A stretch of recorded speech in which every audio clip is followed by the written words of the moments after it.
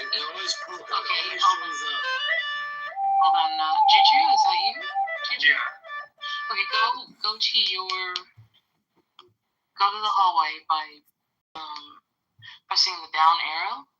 Okay.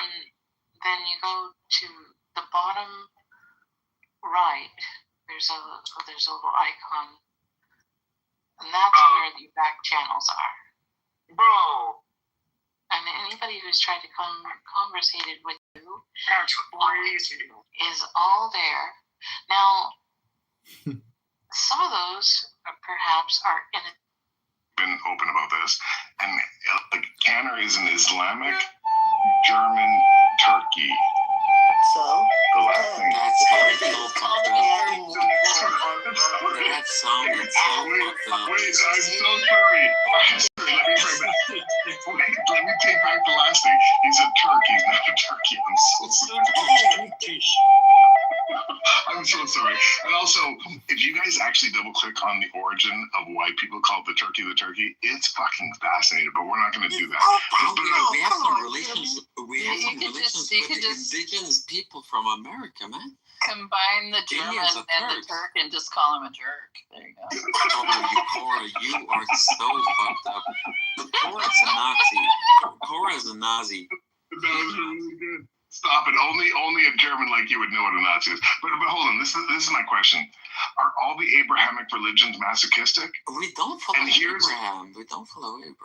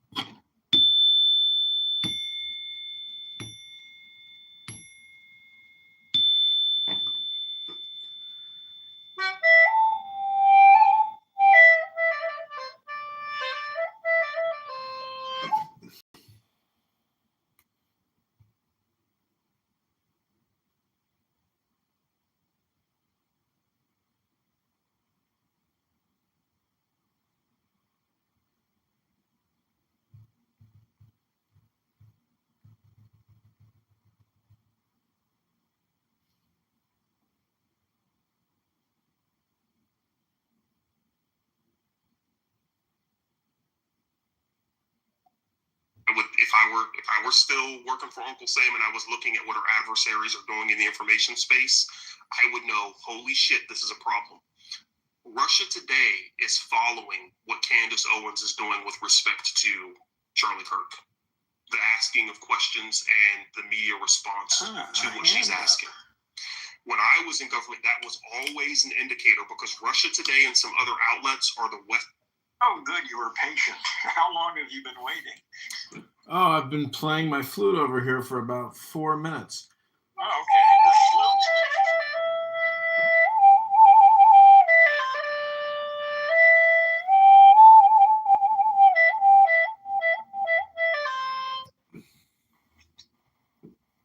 Chinese flute.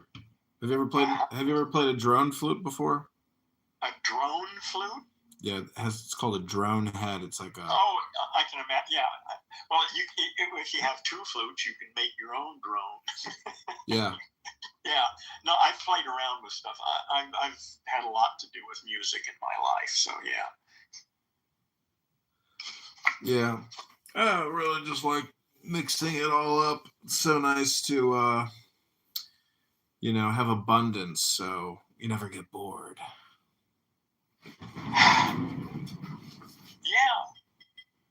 Yeah, abundance, of course, is a sort of loose word. Yeah, but as long as you're not hurting for stuff and you've got everything you need, so you can get on with what you're interested in doing, that's abundance.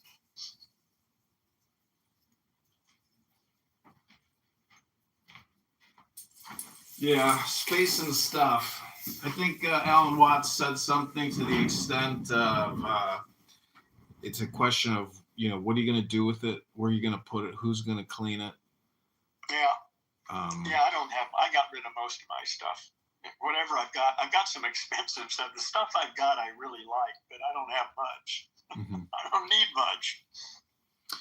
I knew this Greek family that has a lot of real estate, and the father was a orthopedic surgeon, very successful, and he had a warehouse full of antiques that he had been collecting for like 40 years.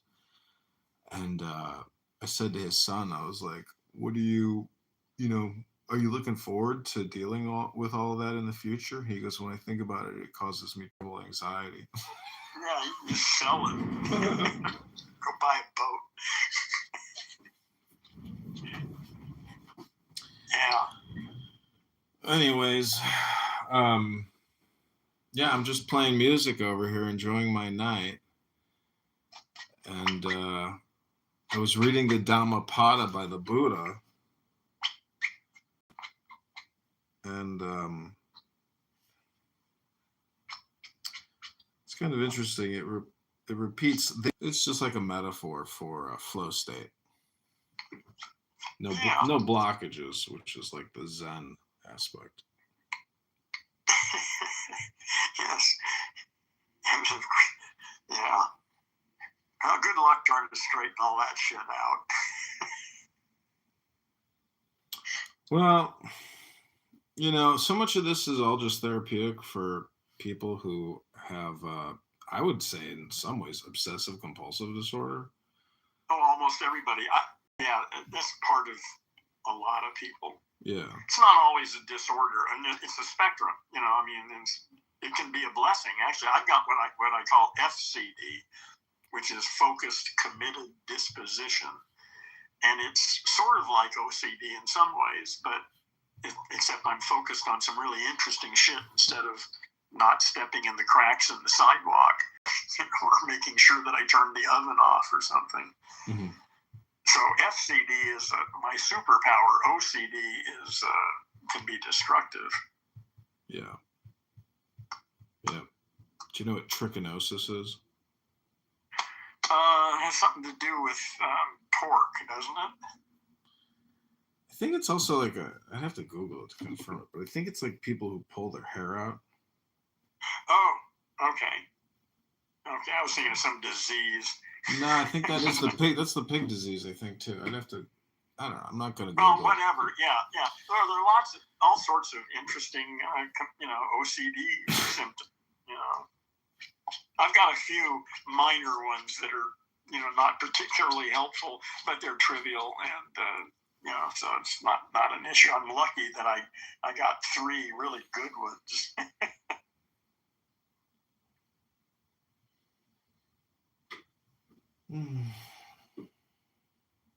Hey, do you think you've ever seen a miracle in your life? Well, I've had one experience that I just have no way to explain.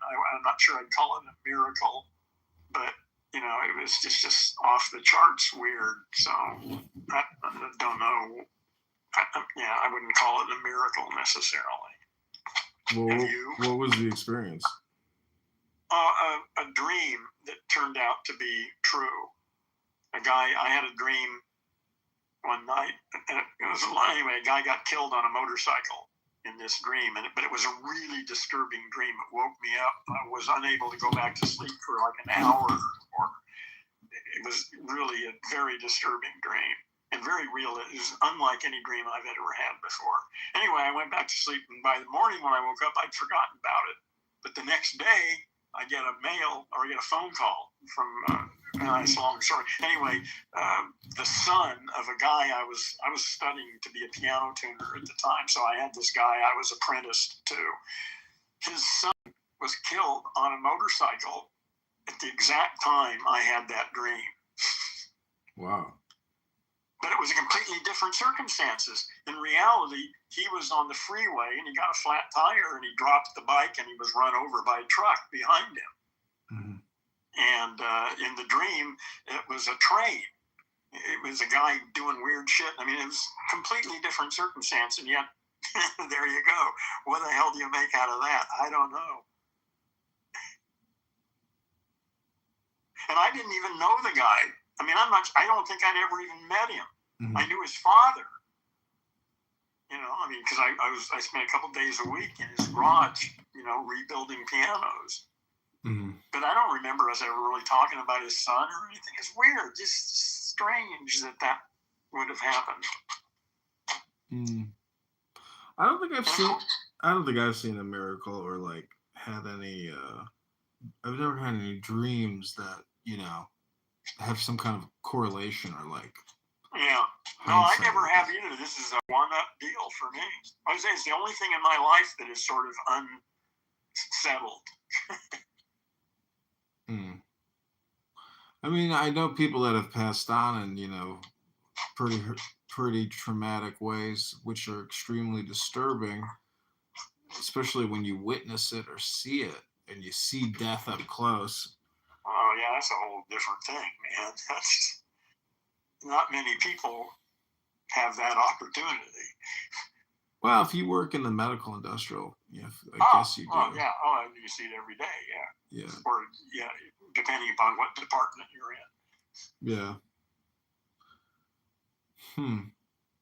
Mortality, that's a big one.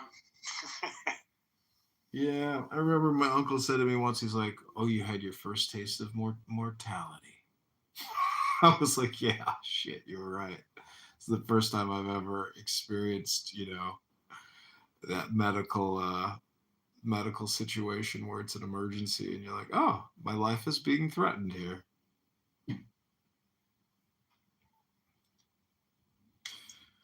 But what was I was going to ask you is not about miracles, but like, have you ever experienced like synchronicity where you're like, wow, I can't believe all this, happened in succession?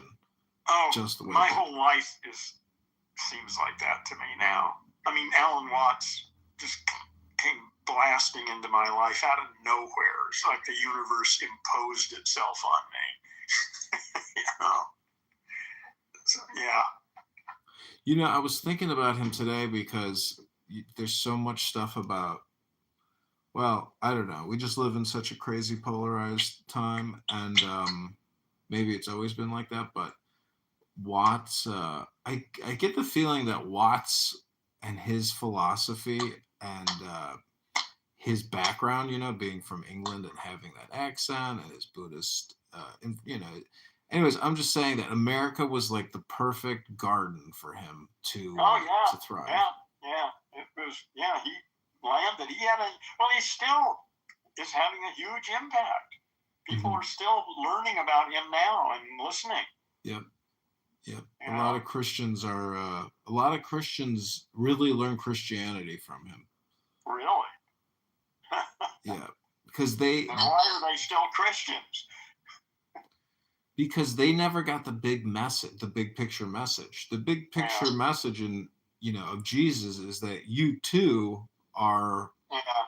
Well, the thing is, there's a difference between understanding the concept and getting it. And a lot of people understand the concept, but they haven't got a clue. They don't get it. It's just an idea, a theory in their head that they like. Well, it is all theoretical. I mean, it's... No, not until you get it.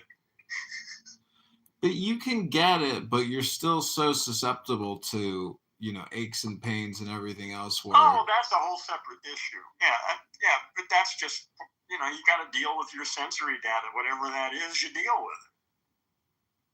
But your maps aren't getting in the way if you're dealing effectively with whatever it is you're dealing with.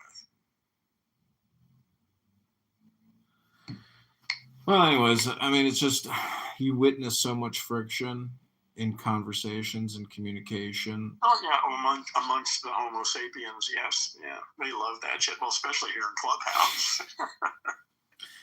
My mom was describing to me what I would consider like psychotic or even just like delusional thinking. Yeah. It's just amazing how aggressive we are, You look at animals. Oh, you mean those humans. Homo sapiens? Yeah, Homo sapiens. Yeah, or you still identify as one of those, huh? Okay. Well, I'm just saying, compared to the natural world, you don't see bees complaining, fighting. You don't see flowers fighting. You just Well, you do see shit. I mean, stuff goes wrong. There are problems in all aspects of reality. Things bump up against each other, but it works out. Yeah. Okay. Yeah, I would call that bumping into each other. Yeah. Yeah. Well, we're at a turning point in Earth's history right now. I mean, the next 20 years to the outside, we're going to see the total reformation of this Earth.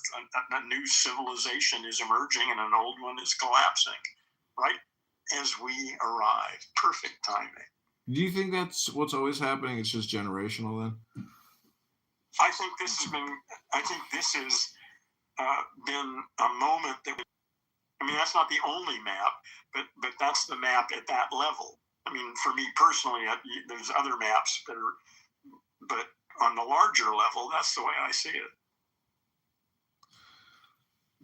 In terms of like brain science, or brain experiences, or brain hacking, or brain synthesis, like ways to use your brain, which is not ordinary.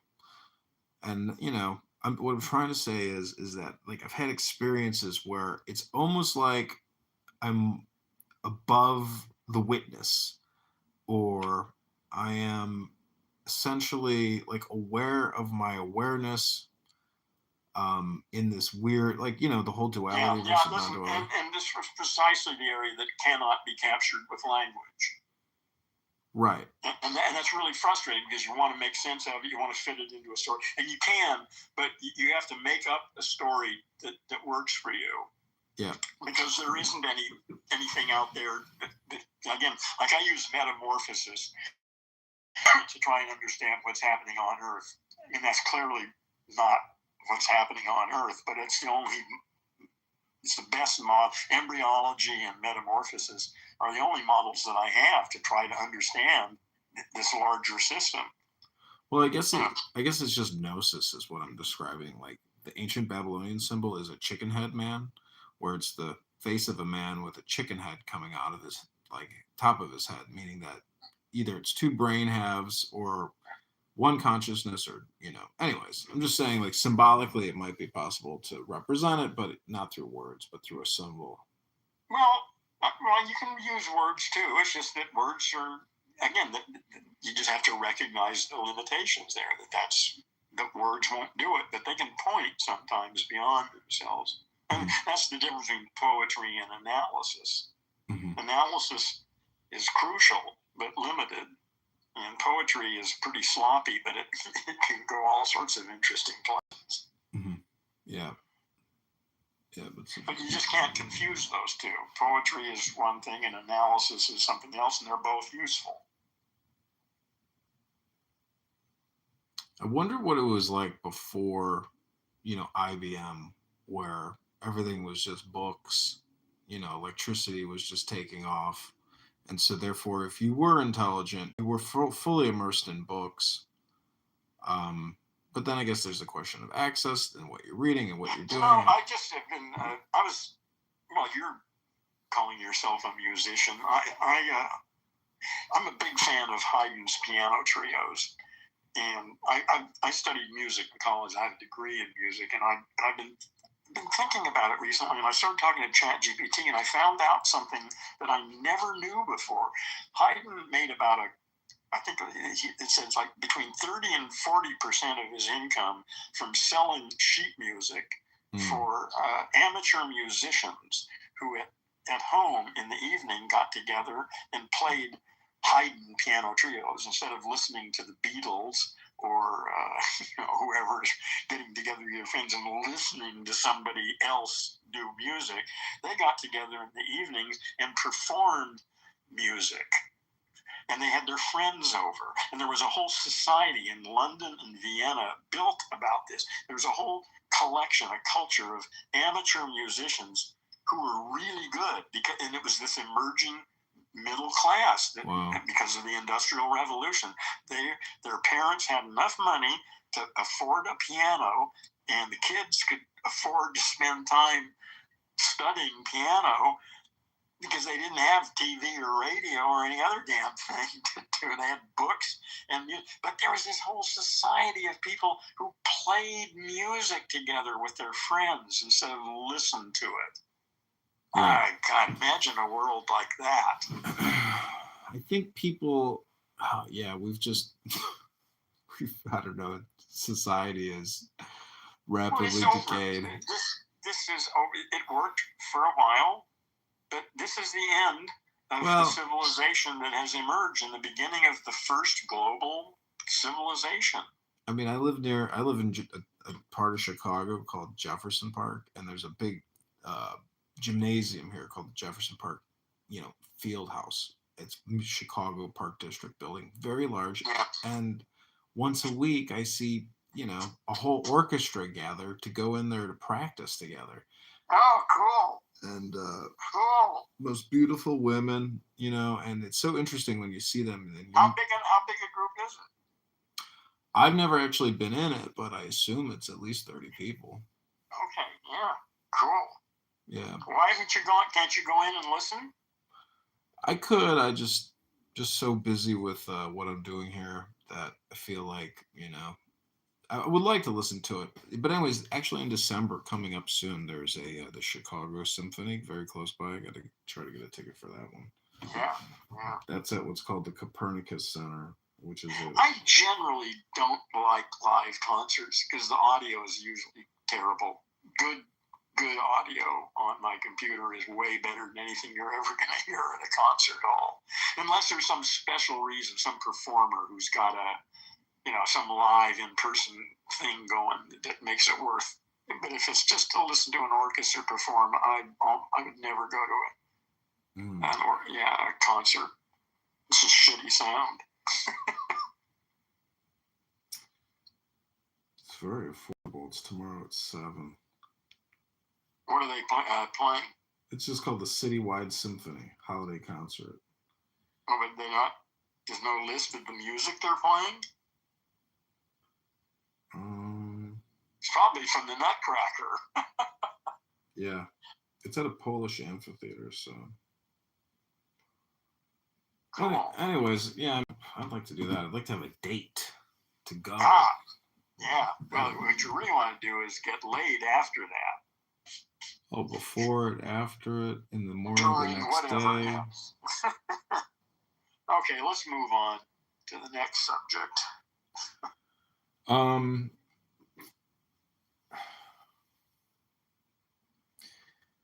So I, think that all communication is hypnosis, and I could give examples of that. Yeah, no, I got no problem with that. Interesting, when I try to ask people to participate in an experiment, some people are very resistant. Some people are open to the suggestion and the fun of the hypnosis experiment.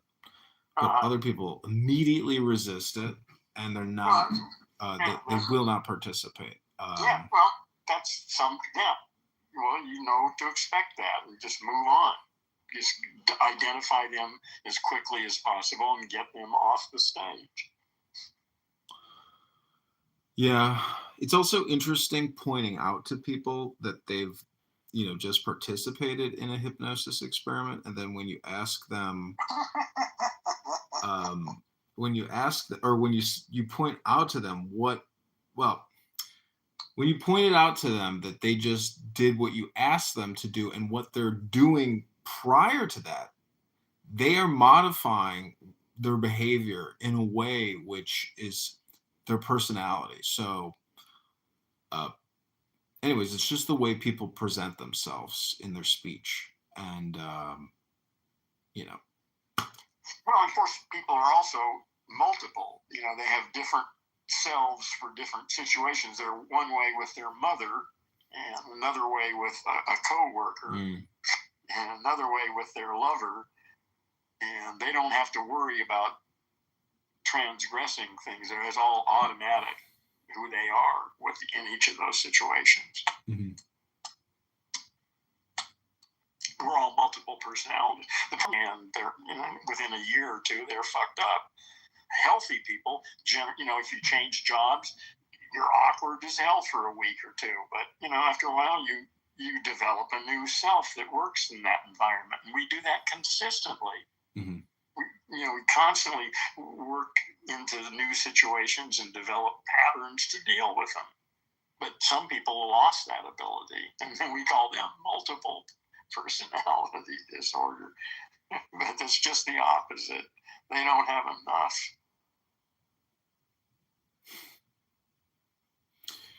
Yeah, I mean, if you view the self as being the universe, it's infinite. So I've heard Alan Watts. Big self, you mean? Okay, I was talking about little selves.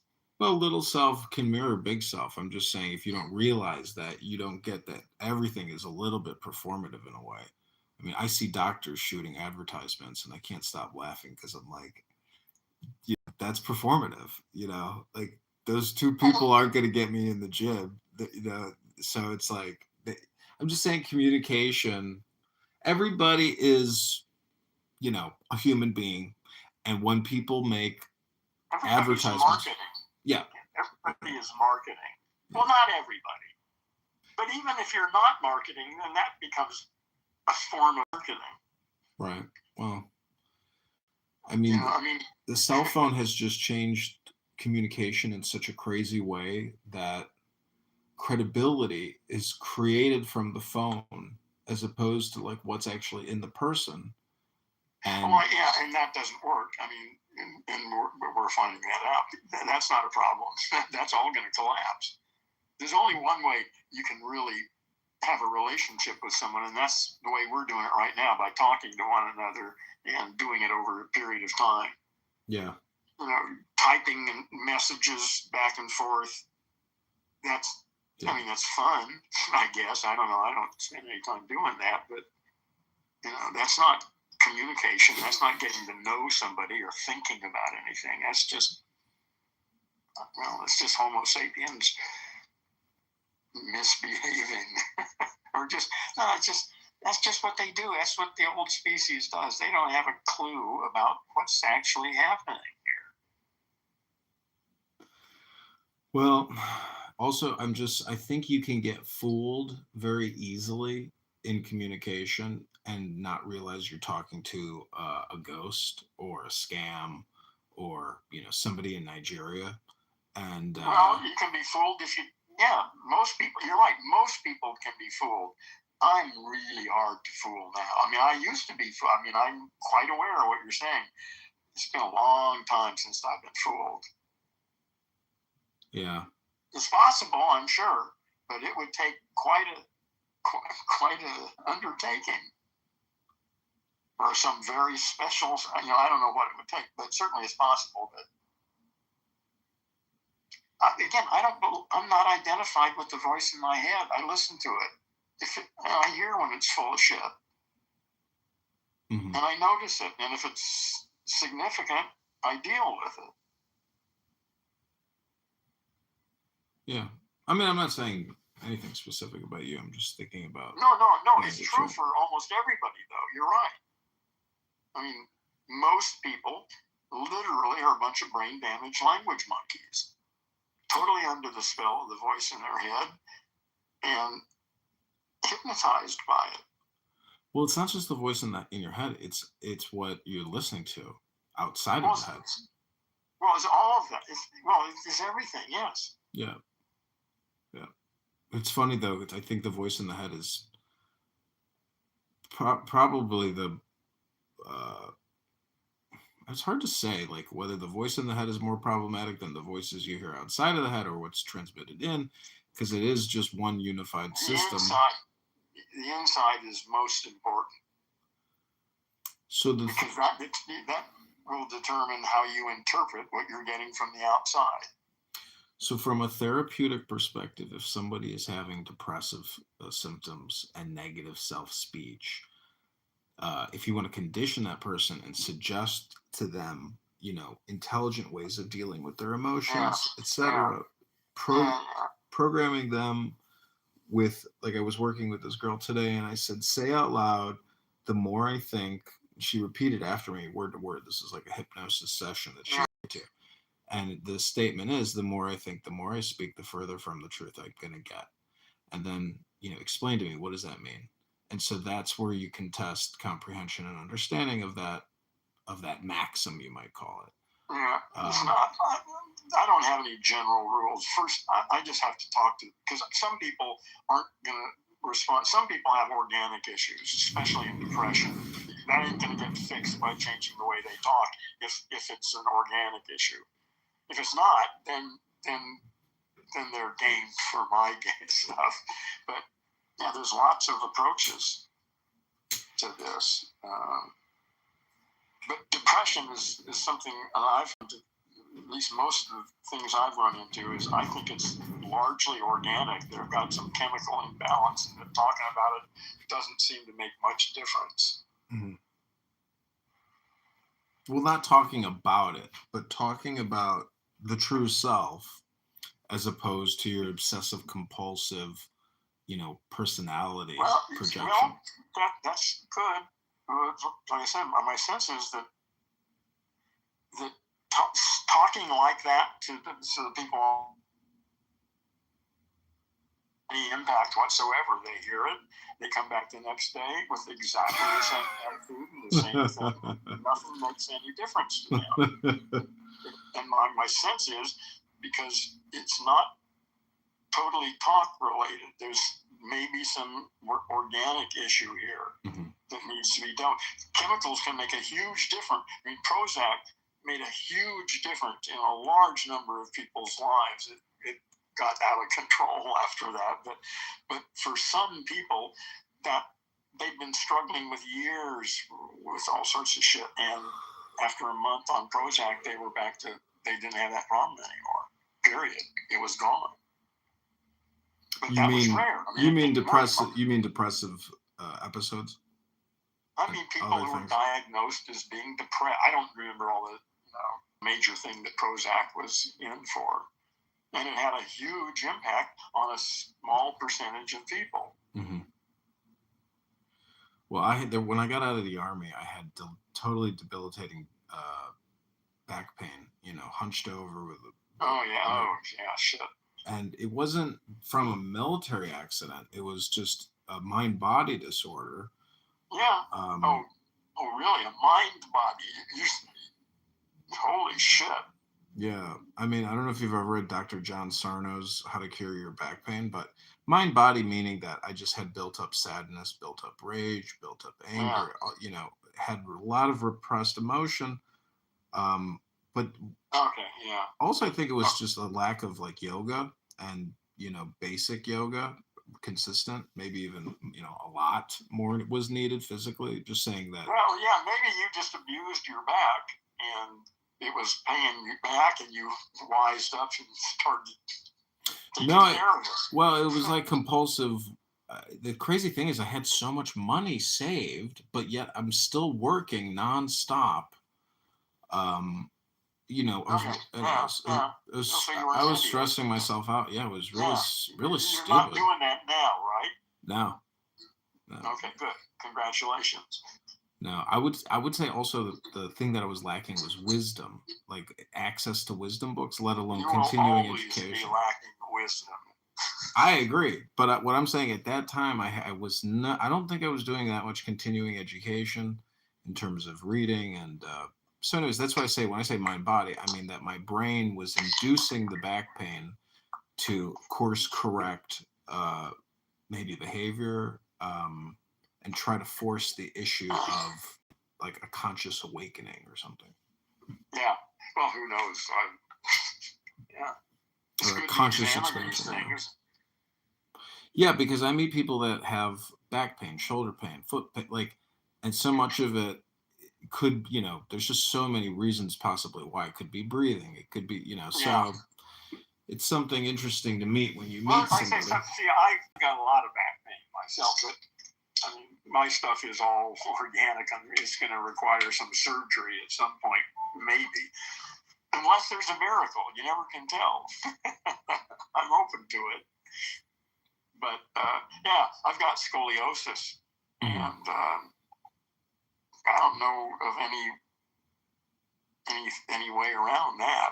No, I think it's one of those things you got to work around it, meaning that like it's just there, and so I just arrange my life so that I'm maximally flexible and movable and do the best I can. Walking is a problem. I need a cane. I mean, I don't have a problem walking around the house. Well, actually, I'm a little unstable. But again, this is all physical stuff that's a result of.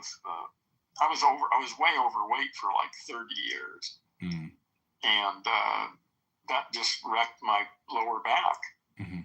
So anyway, I can live with that. I mean, it's just that's what it is, Yeah, it's unfortunate. I mean, I did a very delicate yoga class one time where it was just the most minimal movements, but putting your legs up on a chair. But I do have this strap here at home now that I use on a yoga mat, and I listen to Clubhouse while I'm doing the yoga and doing very intense stretching. And when I listen to these brain dead monkey robots, screech nonstop. May I suggest that you not subject yourself to those brain damaged language monkeys? You don't need that input. Especially while you're doing yoga. I would suggest when you do your yoga, you pay attention to your breathing and how your body feels as you explore those areas of tension and not pain, but that whole transitional area. Goddamn, stop listening to Clubhouse. Maybe listen to some good music. Well, I was kind of gonna crack a joke, but I do use Suno, and oh god, this is the smartest thing I don't know if this could be like the smartest thing I've ever done, but I know it's not that smart. But so my friend messaged me. He says, listening to your music, and this one song really, really, stuck in my head. I couldn't stop thinking about it and stop singing it to myself. So wait, was it one you created? Yeah, I created it. Yeah, okay. The lyrics are: take the deepest breath of the day and hold it for 10 seconds. 10, not 11, 10, not 9. Hold it, take the deepest breath. Sure enough, because all communication is hypnosis, you start breathing more listening to a song about doing breathing. Yeah, that's interesting. That's interesting. Yeah. Because I've been messing around a little bit with Suno myself, and I'm thinking I may be able to use it in this course that I'm going to be teaching for exercise, certain kinds of mental exercise, and you just clued me into another way I might be able to use it. Yeah, you can. Thank you. Yeah, I was putting in other statements like mixing it in, saying love is the law, love under will, and taking kind of spiritual maxims and peppering that into the breathing exercise. Yeah, it's interesting how you can. I just put in plain text. I mean, it wasn't. It was a joke actually. Well, it's a long story anyway, but it's just takes about 3 minutes to tell the joke, and that was what I just wrote it as a joke. There's no rhyme, there's no nothing. It's just a joke, but it turned it into this great ballad damn thing, and it makes it work. It's stunning. I know that is an amazing part. That is an amazing feature of it, isn't it? How it regulates the voice to. It makes it work. Yeah. I mean, really remarkable. Actually, it's probably pretty trivial, but and the other thing is that I think this is pretty much going to be the end of a huge number of popular musicians, because the shit that Suno creates is certainly as good as 80% of the popular music that I hear out there. Mm-hmm. I don't listen to it that much, but I mean, it's good. I'm impressed. And it's better than a lot of the shit I hear. At least I like it better. Mm-hmm. So that's going to be interesting to see how that affects the music industry. Suno is now a top 100 app, and it's valued at over $3 billion. And Really? Yeah. It's gotten even better. Like, they keep updating it, but the functionality of it, it's amazing how people are. AI is changing the world. Like I say, a new world is on its way. Really, a whole new fucking civilization is emerging. This is typical of it, of what's going to happen. We're free. We will be free in 20 years or less. You know what's interesting about the command prompts is I feel people are so timid and they're not used to asking or demanding what they want, But in an AI environment, you can truly demand whatever you can think. And so that is, to me, like the most liberating aspect of talking to Grok or talking to Suno and writing in what I want. That and also you can on X you can message anyone, which is really what Alan Watts was. Alan Watts was so ahead of his time. He was talking about the internet. He's like, in the future, you'll be able to ping anybody, immediately, instant. And so X, you can't really do that, though. I mean, you can, but the chances that they're actually the person you really want to get to is actually going to get your message. Well, they may not get it immediately, but in 3 weeks or even 3 years, it's possible that they go back and actually look at the notifications. Yeah, but that's no good for. Like I say, I'm involved in various projects and stuff, and I'm seriously attempting to get in or communicate with several people in the AI and linguistics area, and getting a hold of these people is not easy. I got their email addresses at the universities, but clearly they're getting hundreds of emails a day. Right. Okay. And they're not reading through all of those things. They've got somebody whose job is to go through that shit and figure out which ones to give to him and which ones to trash. Mm-hmm. So I just emailed 2 things off today. We'll see whether they get through. I have no idea. Have you taken it? I mean, I would take your Gendo, the thing that I read that one time where I was like, I should turn this into an audiobook for him. But just which one are you talking about? It was like all your quotes and sayings that you had stored up. All the quotes. That's a perfect. You're right. That's a perfect. Oh shit! That's obvious. Why didn't I think? Thank you for coming in and telling me that. Yeah. That's so fucking obvious. Yeah, I've got all the fucking text I could possibly ever need. You had a lot. It was amazing. Exactly. Yeah. If you feed that into Suno, cool. That's awesome. That'll be a trip for you because you. Yeah. I can't wait. As soon as I dip you offline here, I'm gonna go start looking. And think, which ones are we going to? Thing is, I'm not paying for it, so I got pretty limited usage of it. What's amazing too is when you do, the lowest tier package is $10. That's about 250 songs. But the speed at which $10. $10. What, a month is that or what? Yeah, it's month to month. You can cancel. Okay, so you can get it. So the cheapest on Suno is $10 a month. Yep. Okay. Well, I may have to. Okay. Go on. So what's amazing is if you are on your phone and you got your Gendo open or you're on some poetry website, the speed at which you can just dump song after song. I mean, I can literally create like one song every. Anyways, I'm just saying that it doesn't limit you. It's amazing. I understand exactly what you're saying. It's just amazing. It's amazing. It's and like I say, the stuff it produces is as good as 80% of the stuff I hear on the radio. I know. Isn't it just mind-boggling? Yeah.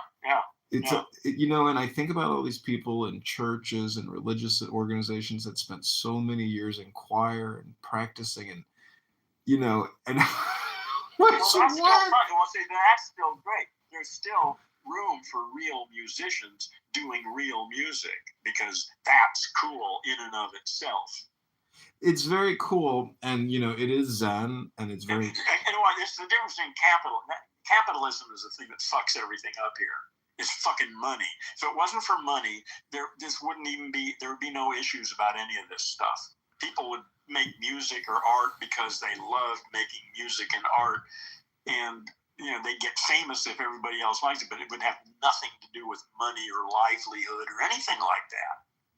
Well, and that's the new world we're moving into. What I find so interesting about communication in the human brain is when you look at like Milli Vanilli or Britney Spears, all these musicians lip sync, whether they're on the stage at the Super Bowl or they're. Anyways, so what I'm trying to say is what's interesting is if you were a musician. I know this musician, she put on her, and she's pretty successful, but she still posted, I effing hate AI music. But to me, I think she just needs to open up a new profile and start creating new AI music under a different corporate name or a different brand name. It's like, why are you angry about it? You're not even experimenting. Listen, don't even, I don't waste my time trying to convince people that they should be excited about this. If they got that, I got more fun things to do than worry about holding their hand and all their anxiety about this shit. Fuck them. Also, I think with Suno, what would be interesting. So there's a video functionality in there. I tried to upload a video, it didn't work, but I'm gonna try again. But the video functionality of it is interesting. But what would also be interesting is if you create a script and you hire an actress to lip sync your script and create a music video, but using, what you think is your awesome song. It's just kind of an interesting way to try to test it, because every time you submit a video to YouTube, you're really testing the algorithm and the actual response. So in terms of like film theory, video theory, sound theory, what is the optimal blend between picture and sound? Multiple pictures as a film. So as an engineer, how do you reverse engineer a brain's response to what it's seeing? And if you can do it at scale and at quality. Anyways, I'm just saying that Suno is must be mind-blowing for musicians who have spent their whole lives making music. When you see how it I don't know how to think about it. It's just that this is going to change. Again, this is going to change because the difference is between consuming music and creating music, okay? You're still consuming it. You're not creating it. You're writing some lyrics, but you're not creating music. You're not a musician. Right. Okay? But there are people who are musicians. Right. And they get together and jam and improvise and have fun inventing new music on the spot. That's a great joy and art. And that'll never go away. Okay? That's there. It's just a separate issue. That's there. And now you've got the Suno shit. And anybody can take any fucking lyrics. They don't even have to write it themselves. Or they can ask Suno to write the lyrics for them. No, you can't. Well, maybe you can. I don't know. Yes, You're right. you can. You can tell it subject matter, I think. Can't you? I mean, I actually haven't done that. I don't know. But in any case. You're probably right. I actually haven't done Well, that. whatever. Again, you can just paste something in. You copy it out of the newspaper. It doesn't really make any difference. And it's something that's as good as 80% of the shit I hear on the radio. I mean, how the hell do you deal with that? What are you supposed to think about that? If I can sit here and copy some text out of the newspaper and create a song that's better than 80% of the bullshit that's out there already, well, what the fuck? Well, that kind of, isn't that weird how we consume all this content, all this media, but then when you see with the click of a button and your product is just as good as all the stuff you've ever listened to, I'm not saying I have buyer's remorse, because a lot of the content I have viewed my whole life is, just amazing stuff. Well, no, it was a different time. You didn't have any options then. Now it's different. You can't compare them. So this is just for music, but there will come a time, I assume, when you'll be able to make movies just out of your product. Listen, it's already here. You can do it already. There's short movies. They're 30 seconds or 2 minutes or something, but no, it's already here. Sora, yeah. Have you used 5 Sora? years from now, like I say, there's a new probably there won't be any more. Well, there will still be actors. There will still be actors, and there will still be plays on stages for people. That's still a thing, But for movies, my sense is that may become totally generated without any. I mean, that directors obviously, the director and writer, but the AI will actually make the whole goddamn movie. But again, there will be people who want to make movies too. But that's just a separate. They're just different things. That's all. God, it's amazing. Is I had this restaurant review business where I was filming restaurant reviews, and then I started hiring people who were also legit filmmakers. Either they went to film school or they. And when I would watch their edits. When I would watch their edits, I was like, wow, it's like, this is so much better than what I can do and what I do. I'm the laziest, editor in the world. It was amazing. So anyways, I'm just trying to think, would it be possible in some way to actually recruit and hire people to sit there and make AI videos on your platforms that can be monetized? And Oh, do I it. think within a couple of years, you won't need those people. You just do it yourself. You just Well, what I'm put it saying in is the if tell it what you want, and you'll have it. Period. Years from now. well, what I'm saying is if I'm so good at it, I mean, and I know that other people are better than me, it should be possible to hire people to sit there and work 8 hours a day and pay them $20 an hour to sit there and create videos because they're generating, $50 an hour in revenue. Listen, is your sole purpose in life making money? No, but I like the concept of like mass producing art like Andy Warhol, at his silver factory. Well, that's what I'm doing with my. Do you know about the project that I'm doing right now? Yeah, I mean, well, I guess no, not really. The imaginary landscapes thing and the website. Have you been there? No. Oh. I mean, is it in your profile thing with your link tree? No, but I'm going to paste it in here. I'll put it in the chat.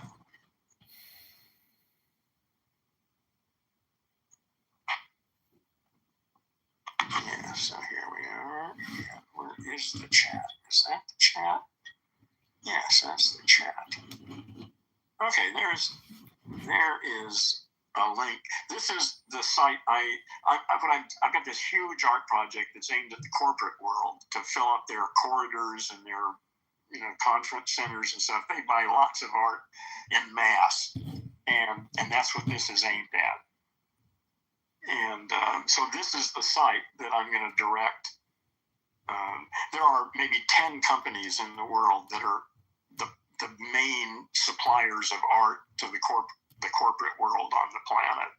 So I'm only going to send this to maybe 10 or 15 companies. Oh, yeah, I know you. This is your library, basically, then, huh?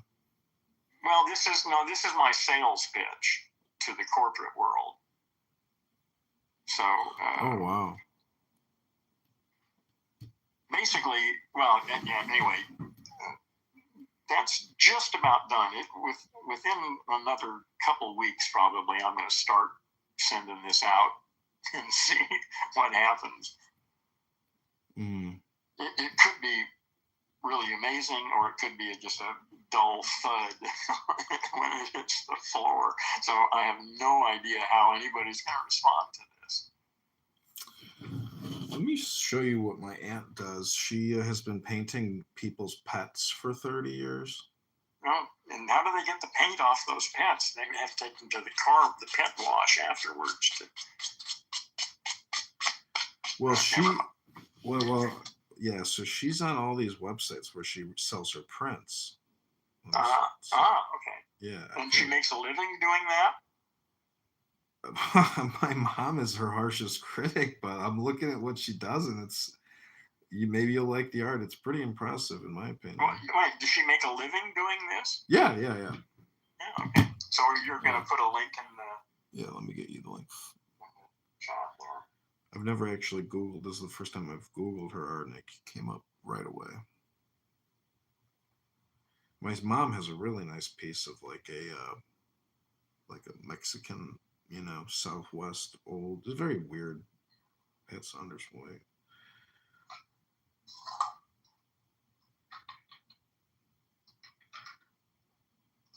Yeah, she's on this e-commerce platform called Fine Art America.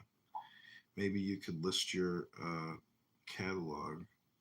No, I don't want to. I'm not selling to individuals. I want to sell 200 pieces at a time. Well, anyways, that's the link, because I just Googled my aunt's name. Holy shit. Well, let's see what happens. Okay, okay, these are pictures. Oh, yeah, okay, yeah, she's got her own style, doesn't she? Yeah. Yep, very distinct. It's her every painting. Oh, yeah, okay, the color, yeah. Okay, interesting. Yeah, she's got a really identifiable view. Yeah, she likes purple. Yeah. Yeah, Yeah, those are real. That's because they're identifiable. Mm-hmm. Yeah, that's And it. these are prints. Yeah, I assume this website might even print them, and then however you Yeah, want. right. They don't print them until somebody wants it, buys it. Yeah. Maybe they have framing service. I don't know. There's a gallery near my house. She's been there, I think she said 50 years. Polish woman who's basically just like a local art broker. Yeah. I used to be sort of involved in that world for a couple of years, but God, I'm so happy to just do digital shit now. I don't want anything to do with frames and well, that other people. Well, again, if this deal works, I won't have to deal with any of that shit. That's what the company is for. They will deal with the printing and framing and delivery of all that shit. Yeah, for me, the fun is just doing the art. Making money on it is just an afterthought. Yeah. One project I did with this guy that I met on a forum called Wicked Fire. It's like a group of online advertisers and publishers that work in direct response mostly. Across like a lot of different categories. Could be car insurance. It could be. Anyways, I can't believe it. The site is still up. But anyways, we figured we were advertising ringtones, and so we created a product that if you say you put in 1,000 keywords like Mariah Carey or Britney Spears, it would create 8 banner images with all of Google's format sizes. And so we were mass uploading all these automated banner images into Google and running ads on corresponding websites. And acting as like a broker or a media buyer on behalf of the advertiser. And that guy that I worked with, I couldn't stand him though. And that's like a me thing. But I couldn't stand him, so I ended up ending the business relationship. But he went on to make millions and millions and millions of dollars. And that was still an asshole. I don't know if he was an asshole. It could have been me who was the asshole, probably. Well, you could have both been assholes. Could have both been assholes. But anyways, it was just I didn't play it right because, he was the real talent. He was a real software developer. Yeah. And I could never. Maybe I should have even have asked him, okay, how do you do this? Like maybe he could have actually taught me what he was doing. But I guess it was a me thing because I had no patience at the time. Well, that was you then. You learned. That's sort of the point of life is you do stupid things, and if you're paying attention, you don't do those, and you do something different next time and see how that works. And that's a process that goes on throughout your entire life if you're continuing to grow and learn. Yeah, what I find interesting about working with a software developer is basically whatever you can think of and whatever you can put on paper, a software developer or a designer can technically, put on the internet. So whether it's programmatic and software, this is one more interesting thing I'll tell you that maybe is of interest to you. At Google, I worked at Google as a contractor, and so let's say Procter and Gamble or some other major corporation, well, they would task me with building out this bed bug spray, an advertising campaign for bed bug spray. And you can just Google search and find out where all the bed bugs are. It's in the Rust Belt. But what my point is Google has this internal tool called Wildcat. And if you just put in the term bed bugs, it'll give you all the associated keywords that are relevant to bed bug and the search volume, monthly, yearly, 5 years. Anybody or what? There are corresponding tools on the outside that have reverse engineered it, and you can pay a monthly fee to get access to. It's called like Keyword Spy or something. I can't remember what it's called. But anyways, what's just so fascinating is associated keywords because those are people's thoughts, and you can actually really see. So, like, especially in terms of e-commerce, you can really see what people are thinking. Yeah, that makes a lot of sense. Yeah, you're right. There's a lot. Well, that's why AI is so smart. It's all there. Right. It's all out there. Google is amazing, like this AI war. So when you're working with a Google product now, it will come up and give you AI suggestions and all kinds of alternative ideas that you would never Yeah. do. And it's just forcing the AI creation tools into your workflow. Yeah. It's pretty amazing. Yeah. It's coming. No stopping it. Yeah. 5 years. But what's coming? Because I mean, right now it's like a creative boom. If you're a creative person, it's like you have all the Well, tools. a huge amount of unemployment is going to come out of this. That's going to create all sorts of interesting stuff, which is quite unpredictable. Yeah, that's a good point. So, but homelessness is a major problem. I saw this tiny village that they built, and I think it was like 30 tiny houses. Yeah, I saw an article about the same thing. I think probably, and that is catching on. Yeah, we've got solutions for all this shit. We can do it. It's going to take a little while, but it is, like I say, as the old order gets shakier, more and more people are going to be rethinking things and opening up a little bit, and hopefully it'll be not too bloody a transition.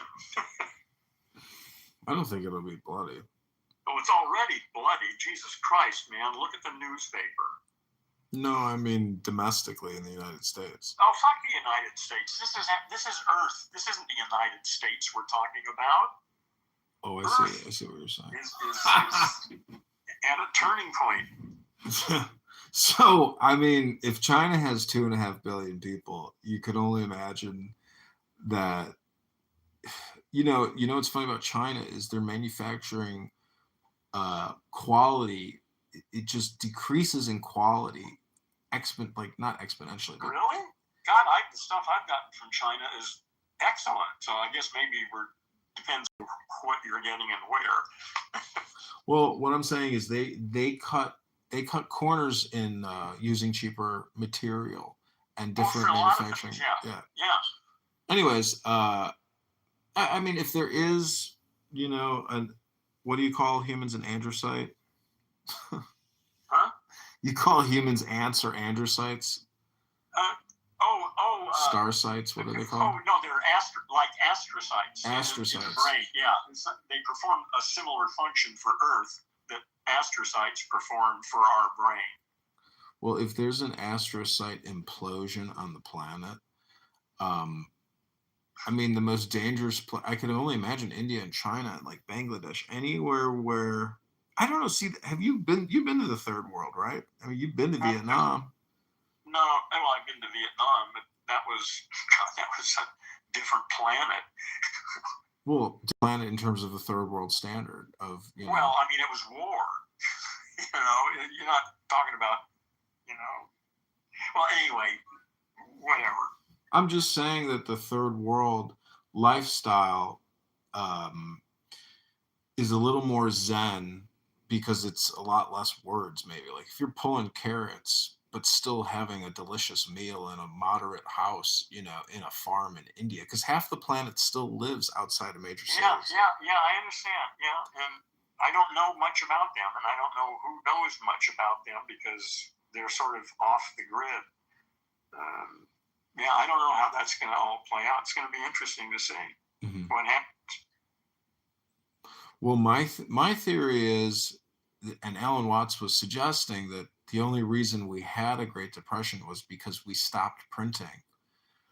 Listen, who cares? I don't want to. Yeah. Well, the only point I have is that it's possible, because you said it's going to be a bloodbath or like a civil war. No, I didn't say that. I said it could be. It already is a bloodbath right now. I mean, there are all sorts of wars going on, people getting murdered and bombed every day. I know.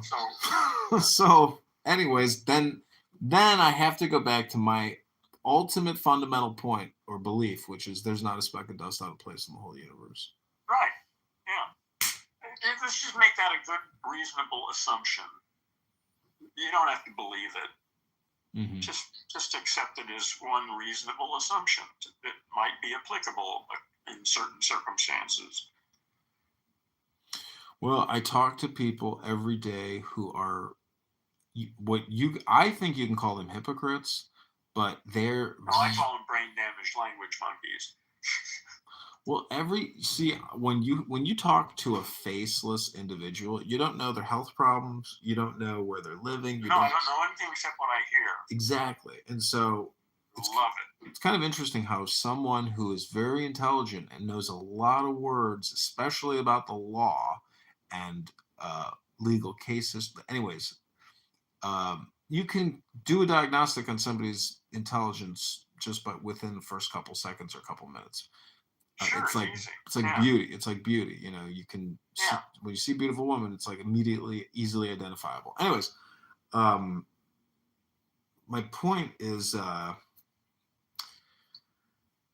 don't know. There's I don't know. I guess I kind of like to make fun of people or roast them.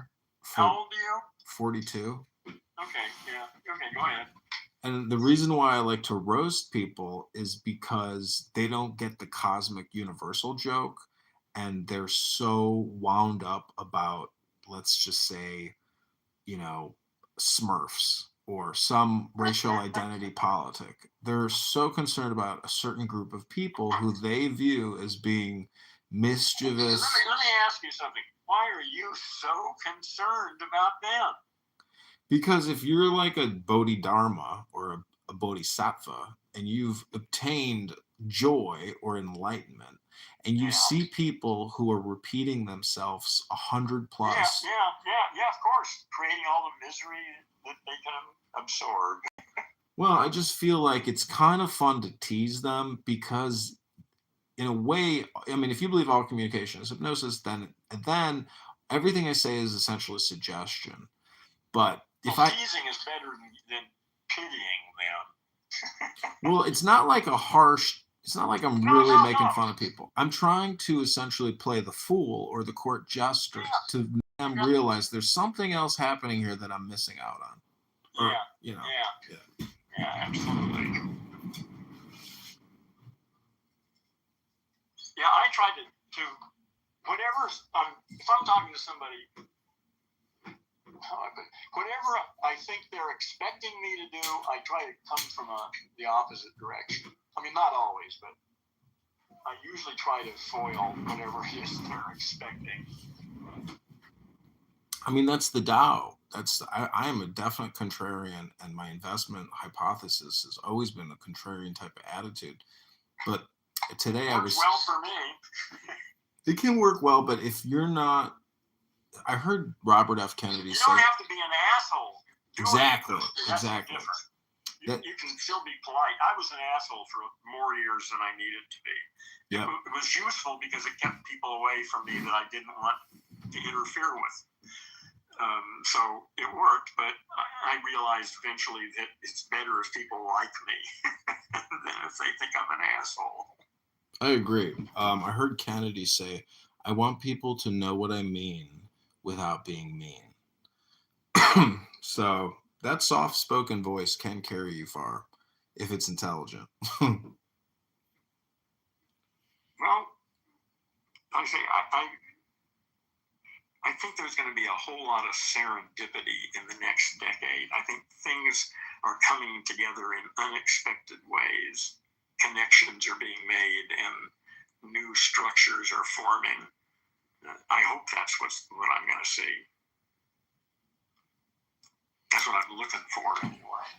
I was in a room on this app and I was like, how are there so many stupid people in all the positions of power? Somebody had a term to describe that as if that's an actual paradox.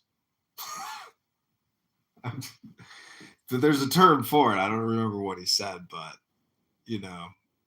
it's suggestion. I mean,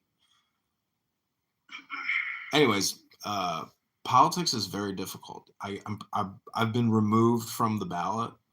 I'm going to try to write an appeal to the Illinois election state board. I mean, I basically already have, but they've removed me from the ballot, and now I have to submit a write-in candidacy, I think by January 15th. And I'm not sure if there's a certain number of write-ins that I need to get.